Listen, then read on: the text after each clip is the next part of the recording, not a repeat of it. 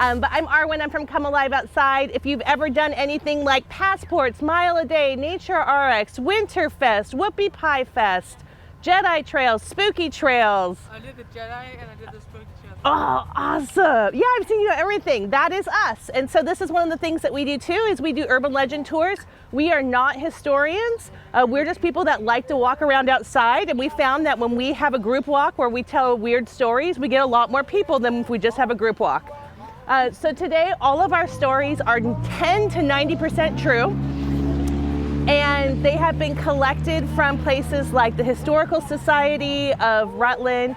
A lot of the true stories that we have are from Raymond Mooney's videos that we watched. And then all of the rest of the stories that we have been curated from people in the town. They've either told them on these walks, they've messaged us on Facebook, or sometimes we just walk around town asking people about weird things that happen. So a little history of Rutland. Does anyone know another name for what Rutland might have been called or has been called in the past? Any ideas? Did I hear a Rut Vegas over here? So Rut Vegas is one, and the reason that people have called Rut Vegas is in the 1970s there were more bars per capita in Rutland than any other place in the country. So that's an odd fact. It was also originally called Mill Valley, and that's because the milling was like the main industry before the railroads came in. And then it was named Rutland in 1761, when, you know, in Vermont, when you drive around, everything was founded the same year, because that's when Vermont kind of became Vermont. Anyone know why it's named Rutland? So local legend has it's because there were a lot of ruts in the road, but it's actually not true. It was named after another place in Rutland, England. So it's actually 14 Rutlands in the United States. And then it was also named almost named Social Borough, which I think would have been a really, really nice name. Social Borough. That would have been nice. Yeah. So we're gonna actually walk this way, and we're going to stop in front of this building over there. And at the end of the tour, we're gonna talk about this dog, but I don't wanna interrupt the singer right now, so let's go on this way.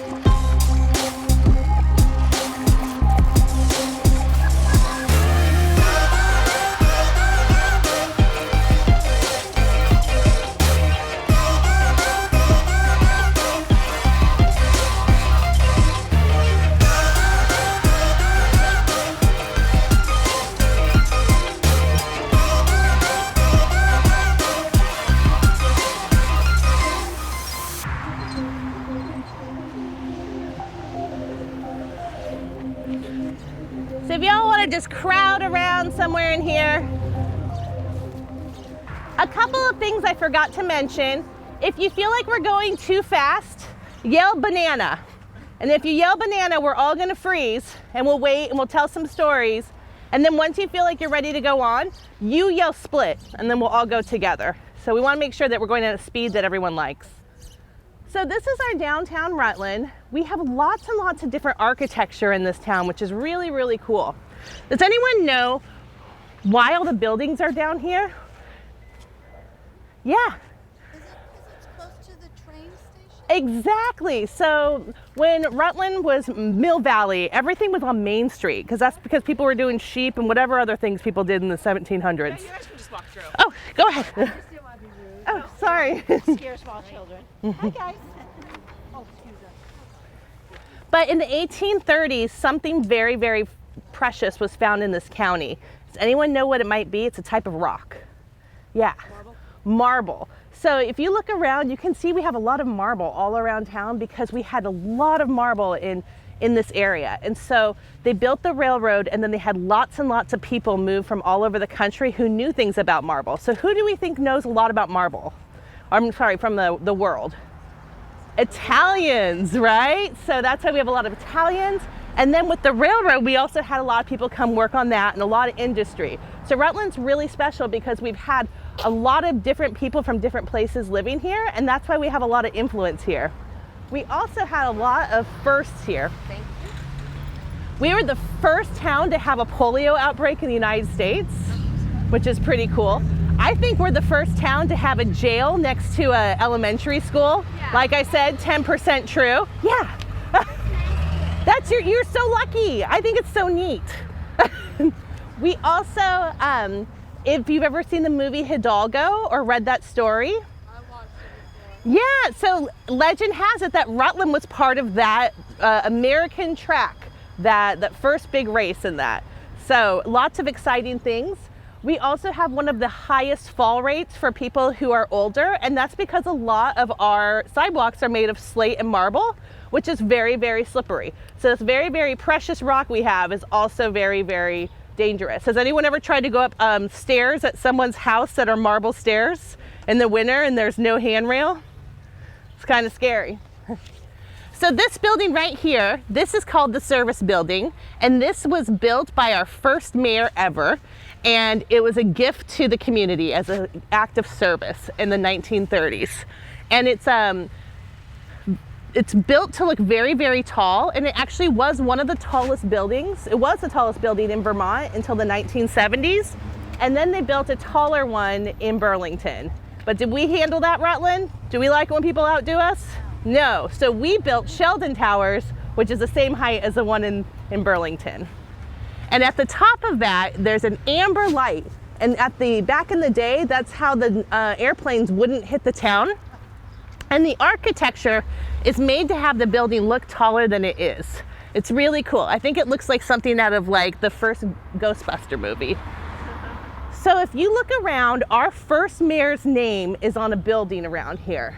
So everyone look around at the words on the building. Does anyone know what the first mayor of Rutland's name was? Yeah. Edward? Edward Jones. It's not Edward Jones. I actually don't know what his first name was, but Mead is the last name, but that was a really good guess. So Mead is over here, but maybe it was Edward Mead. I don't think that was his first name. Oh, 10% true. I say we call him Eddie. All right, let's continue on and we'll talk about our first ghost story. We're gonna cross this way and then we're gonna walk to the Bardwell house. I'm gonna get over here and just, you wanna cross?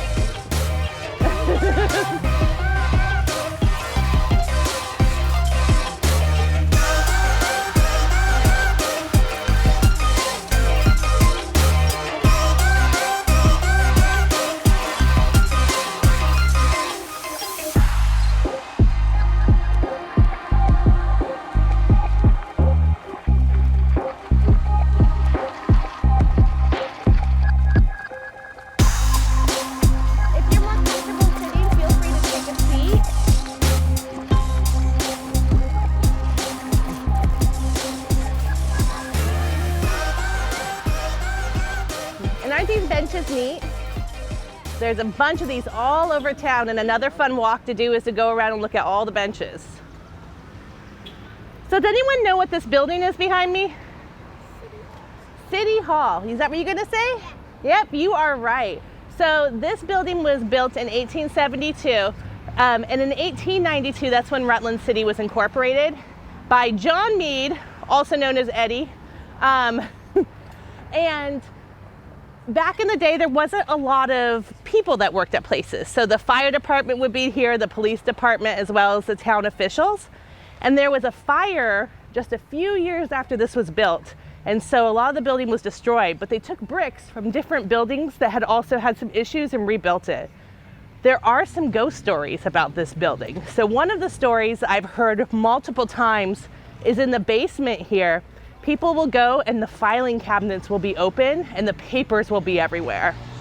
Another story that I've heard from a friend that works in here, and she is not one that would believe in ghosts, But one night she was working and she had her cell phone next to her and she accidentally knocked her cell phone off her desk.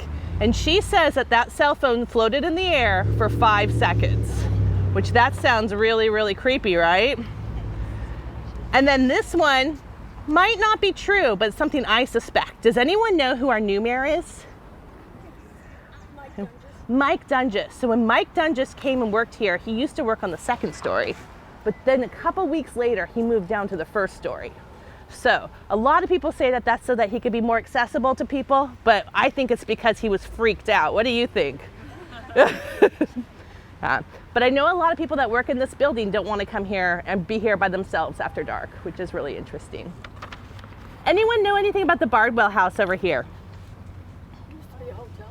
It did used to be a hotel. So this was the Bardwell Hotel, and it was like the main lodging for people that were connected to the railroad. So a lot of history there. I believe in the 70s they painted it white and then they painted it red again. So the bricks are like double painted on there, which is kind of weird. And down here, we're not going to go into this area, but on this walk, you're going to see a lot of murals and you're going to see a lot of statues. I really recommend on your own, or if Come Alive Outside does a statue or mural walk, to join those too, because we have a lot of really, really cool local art here. And if you want to get the maps for either the mural walk or the statue walk, you can get those at the Downtown Partnership, and I think they also have them at the Chamber. You can get them at the library too. That's great to know. So we are going to look at one mural. We're going to go right on the side here and look at one of the new, well, last couple years murals that have come into our town.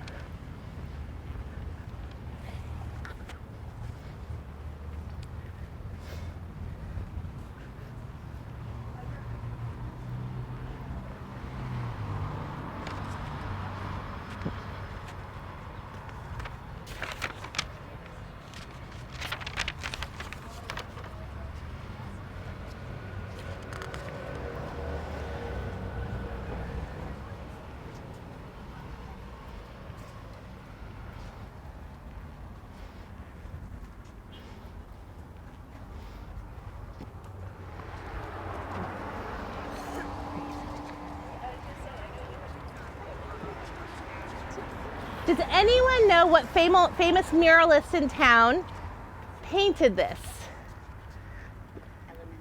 Elemental P, right there, also known as Lopi. And this one's called A Beginner's Mind. And you can see it's a young person with all kinds of different learning and knowledge aspects around them.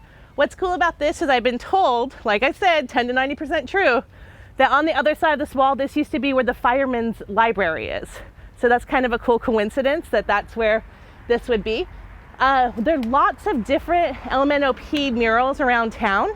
They're traditionally a lot of faces. So if you see one where we're walking, please point it out and we can see if we can talk about it a little bit.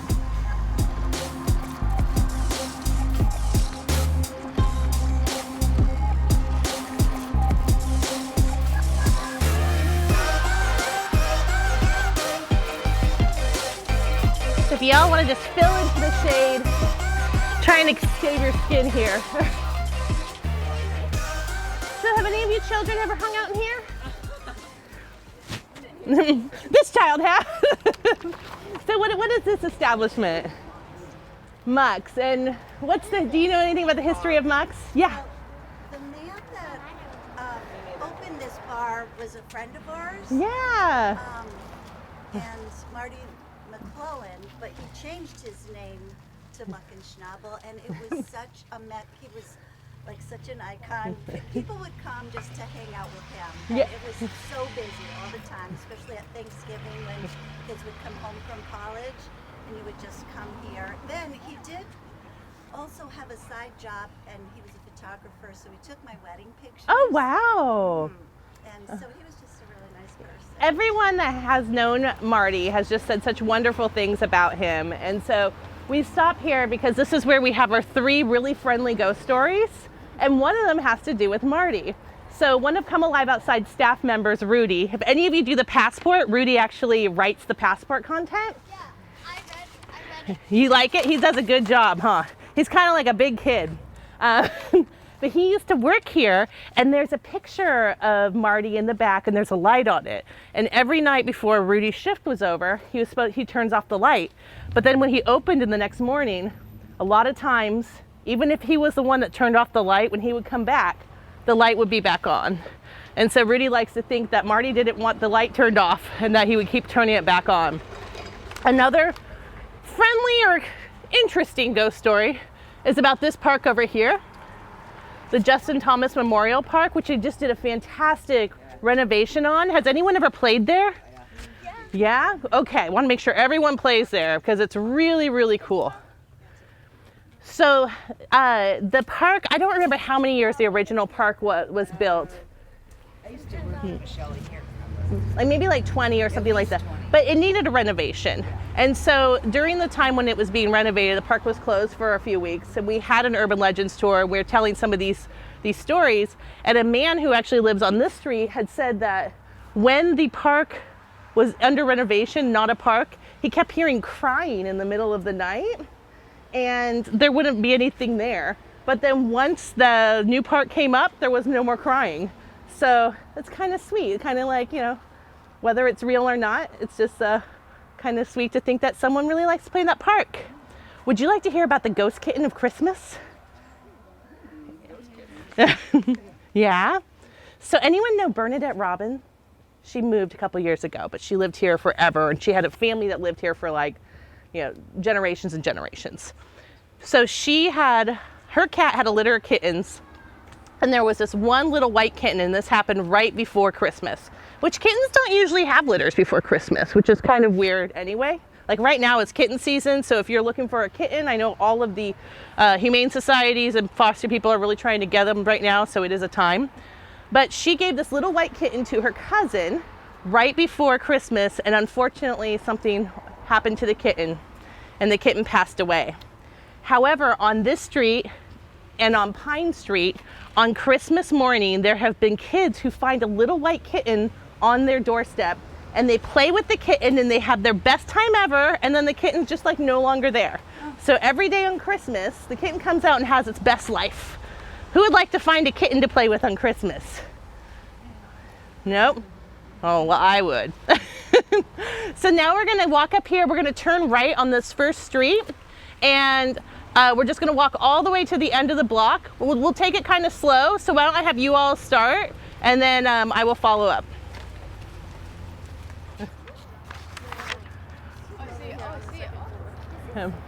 So we come here and we talk more about the architecture and what this building reminds us of rather than what's really in it.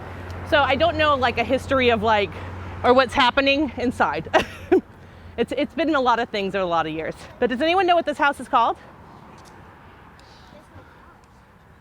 It's called the Abraham House. It's 30 Washington Street. And does this house make anyone feel certain ways? We're not going to go. Spooky. Yeah, why do we think houses like this look spooky? Big, it's gothic. Dark. Big, tall, dark. But you think when someone built it, they didn't think, hey, I'm going to build a spooky house, right? But it looks like the Addams family. Yeah, so it looks like the Addams family, right? So this is called a French imperial style of house, and they were really popular in like the 1850s through 1875, 1880-ish. This one was built in 1875. And you can tell them by that type of roof. It's called a Maynard roof, or maybe it has a French accent like Menard, I don't know. So that's what we usually, when we recognize a house like this, that's what we see.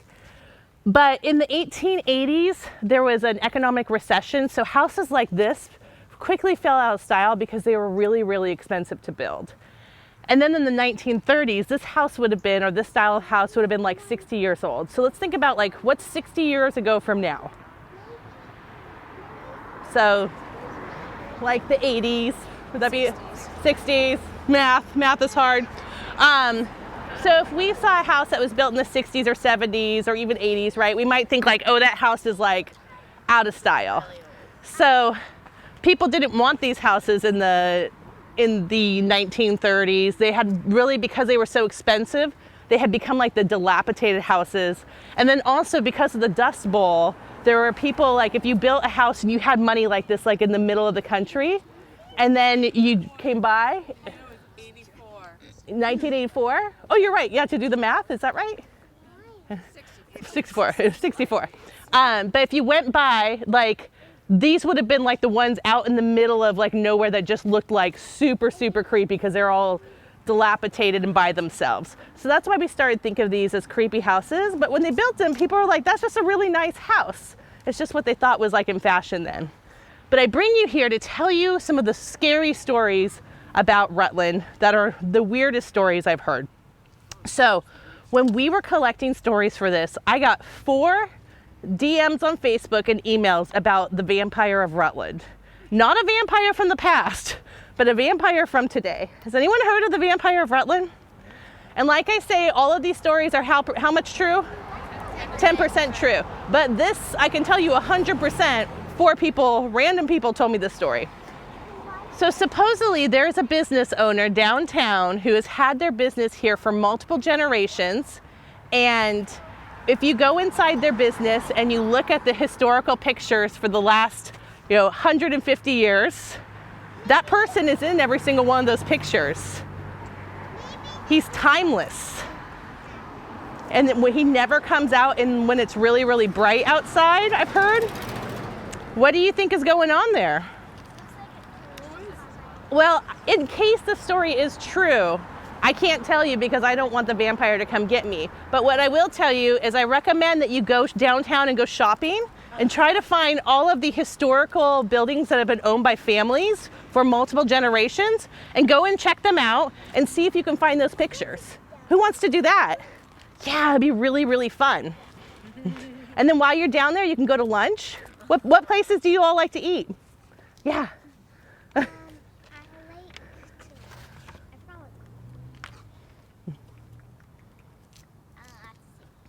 You have to think about it? All right, if you remember, let us know.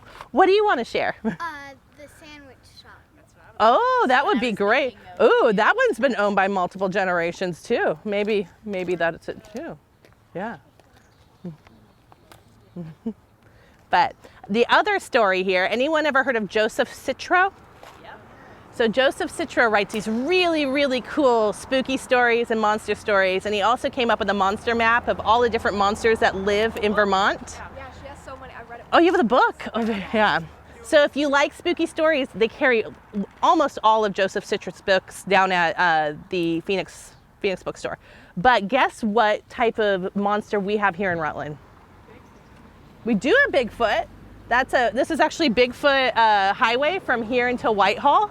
There's more Bigfoot sightings here than, except for on the West Coast, but on the East Coast, we hold the most Bigfoot sightings on that road. But the one that Joseph Citro writes about is human-faced bats. Yeah. So don't you think that it's a coincidence that we have a vampire and human-faced bats?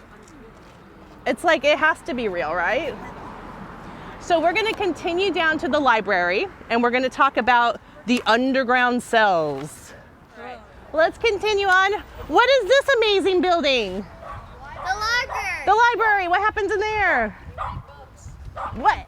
Yes. Isn't it so cool that we live in a place that has lots and lots of free books? Yeah.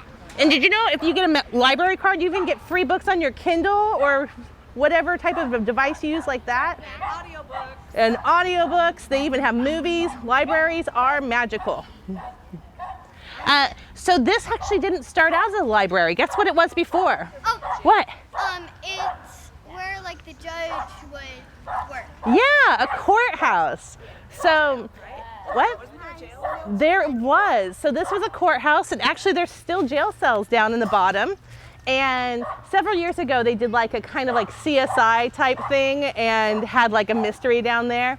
I'm hoping that for our October Urban Legends tours, we can have shorter or small groups go down there and check it out.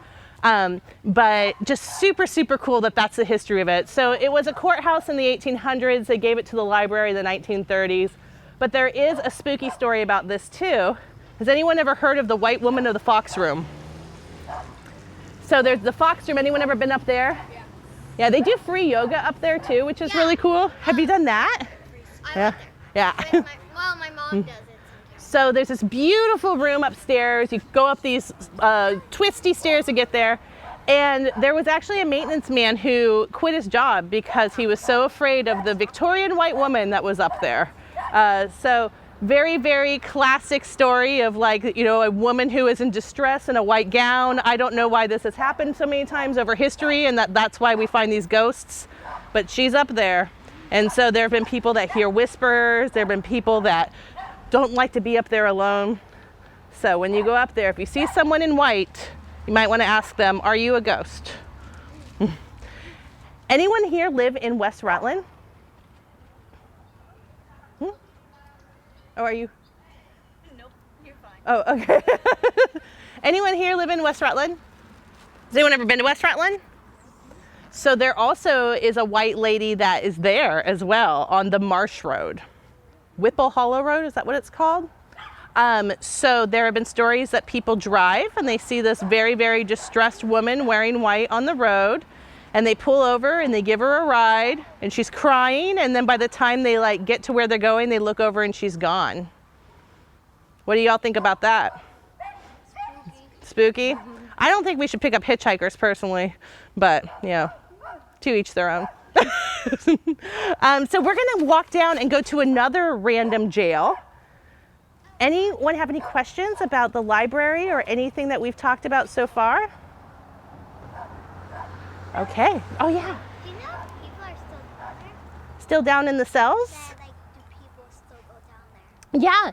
So on a day where it's not very busy, I bet you could ask the library people if they could show you the cells down there. Yeah. So that would be really fun, huh? There's even an elevator to get down there. So let's walk on down the street, and we're going to go to the courthouse, or to another building that used to have jail cells in it.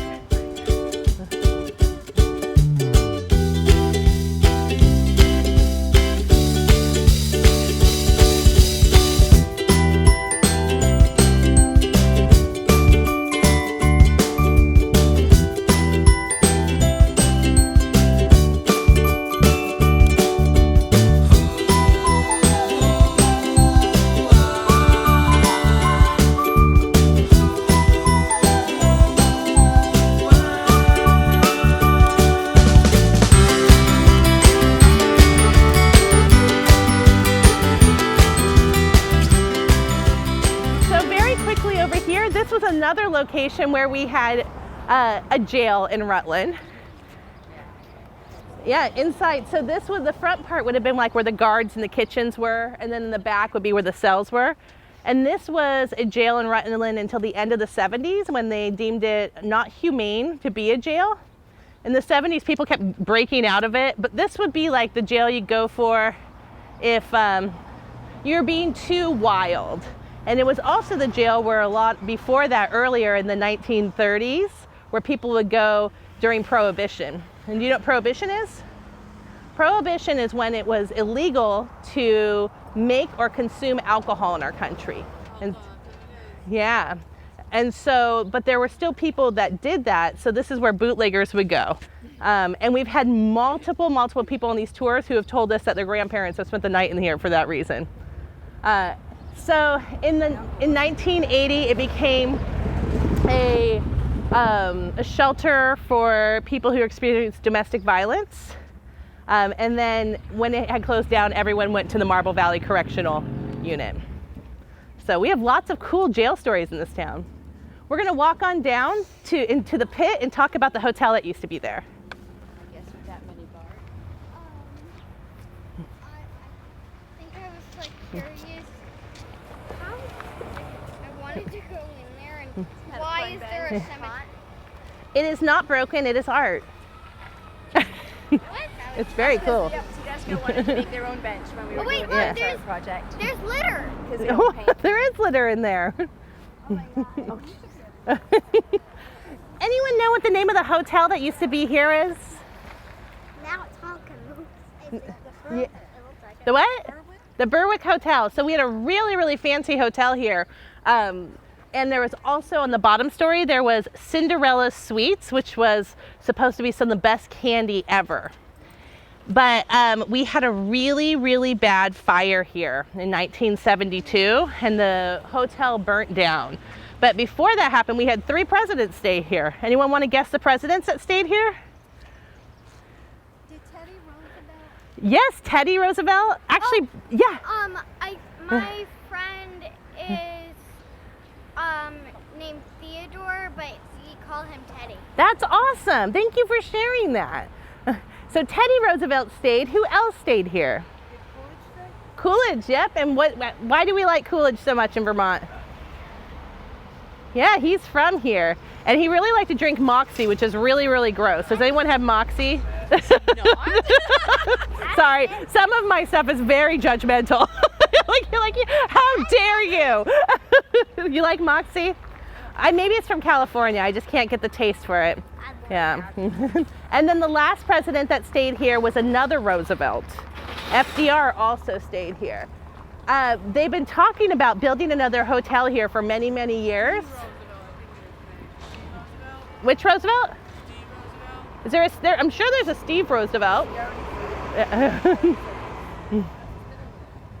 And then they used to have movies down here. So speaking of movies, we don't have a movie theater in Rutland. Sometimes they show movies at the Paramount though for kids and adults. Yeah, and I have those at my school sometimes. You go to those in school? We used to have 2 movie theaters in Rutland. We used to have more than 2 movie theaters, right? We used to have a lot more. But the Paramount was a movie theater, and that after the talkie movie started, where movies actually had words, the Paramount was a place to go for your date night movies from the 1930s to the 70s. And then there was another movie theater, which we're gonna go look at where that one was, and that was where your monster movies were in your B movies. Yeah, that one used to be a big movie theater a couple years ago. Who would want a movie theater back in town? I do. Me too. But there is one at Rosebery I went to. Oh, that's great. Yeah. I don't know. I haven't heard anything about that yet, but I think they will do drive-ins at the fairgrounds, and then there's the one in Brandon as well. Oh, yeah.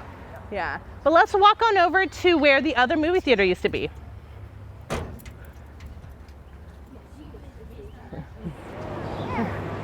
So we're going to actually cross over there, but we're going to talk about this real quick. Does anyone know about this muralist? Catherine Wiegers, right? Catherine Wiegers. So when you see a lot of animals around town, most likely they're done by Catherine Wieger. She also there's a really, really amazing face over by Taco Fresco that she did.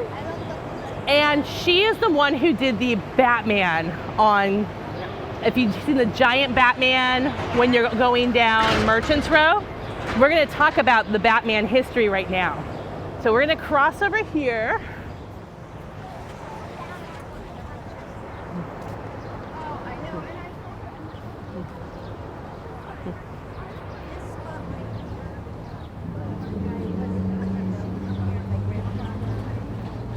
Really?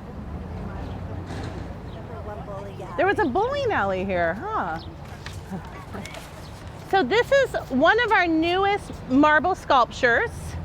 And does anyone know who this guy over here on the side is? Huh? Very close. It's Batman. And what about this other guy over here?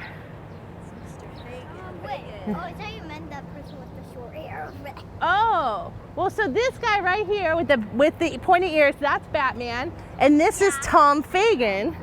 And why do you think we have a statue of him here? So Rutland is one of the coolest places ever because it's one of the few places where Marvel and DC mix. That doesn't usually happen in comic books. And not only that, there are comic books by both Marvel and DC where Rutland is inside of them and part of the stories.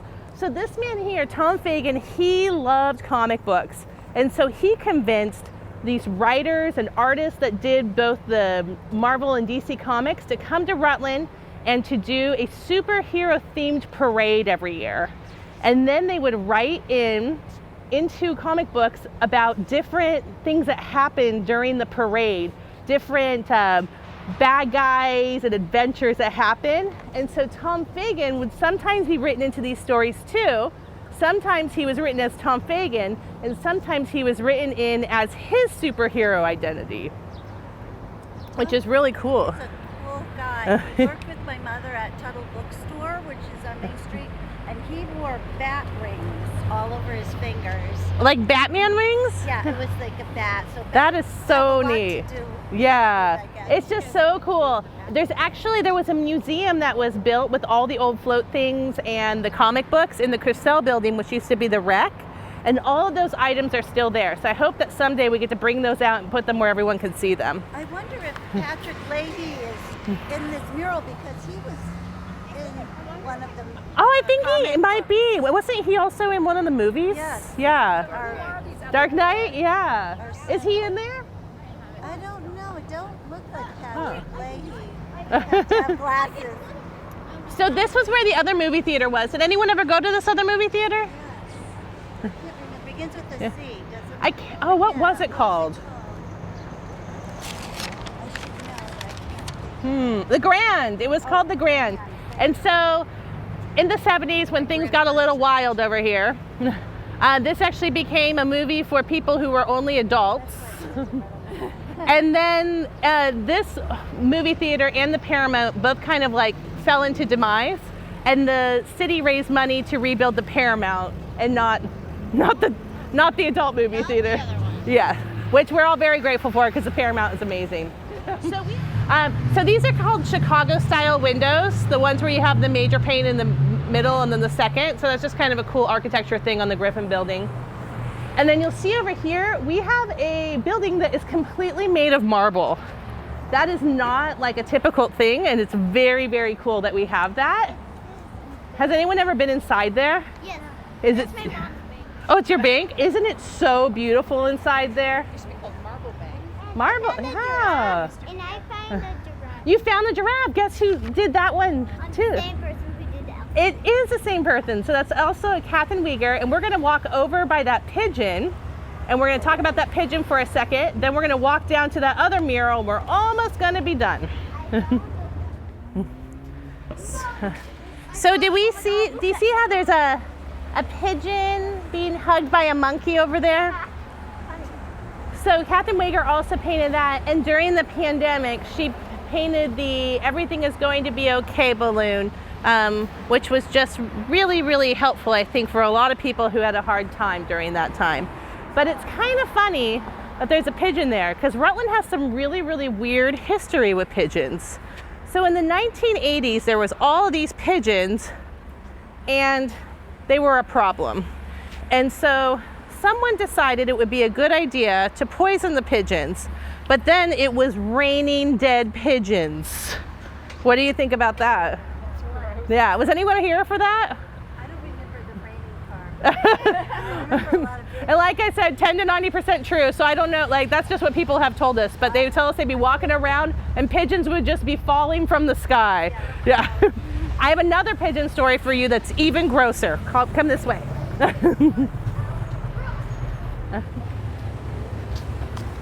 Have you all seen this over here? This is pretty cool. Just like a random little art installation. So Cristo is known for like wrapping islands in blankets, and did this really, really amazing art display in New York where they wrapped Center Park in drapes. But really cool that we just have this like right randomly downtown. Is it his? It's a tribute to. Yeah. Yeah, but Rutland has a lot of amazing public art. Hotel Berwick. And then we had another hotel called Hotel Hamilton, and Hotel Hamilton used to be here. And it was a really cool kind of hotel because you could like stay there by the night or by the hour, or you could stay there and board there for a long time. And you were guaranteed a cold bath with your money that you stayed there. And guess how much it cost to stay there? It cost $2 a night to stay there if you were just staying there for a night, and 50 cents a night to stay there if you were staying there for a couple weeks. What a deal, right? But something happened to this hotel. So like lots of buildings in like the 1970s, it just started like falling apart and people weren't taking care of it. And there was a hole in the roof, a very big hole in the roof. And in the winter time, pigeons would fly into that hole and they would freeze and die. And then more pigeons would fly into that hole and freeze and die.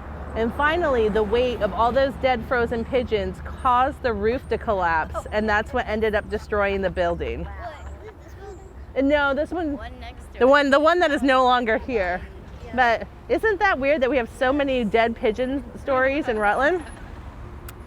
Yeah. I'm not sure, but I really like this mural. So is this Naveas? But this is a really cool mural. It's a lot of the stuff that we've seen today while walking around. And then this is another LMNOP mural over here, which is very cool. And if we walk this way, we're going to look at one more mural and hear about World War II. So this is cool. Do you see over here? Yeah. They gave a group of people just a very, very small amount of money and said, like, how could you create public art and make the town have like more cool things to look at with a very small amount of money? And they created this installation and they've been switching out the paintings, which is really cool.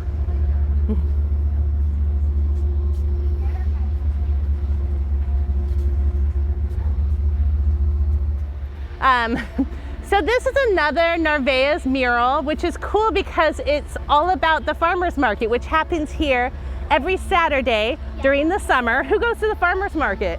Yay, all of us.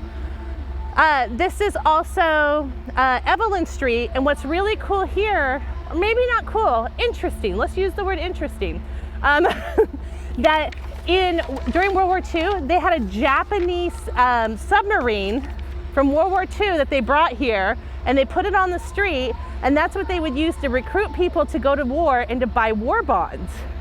Isn't that neat? Cool. They are the submarine?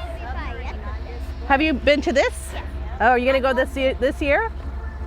Yeah. It's on September 14th this year, the Whoopie Pie Festival. My last story is I'm gonna actually talk to you about the dog statue here, just because it's gonna get a little chaotic when we get over there.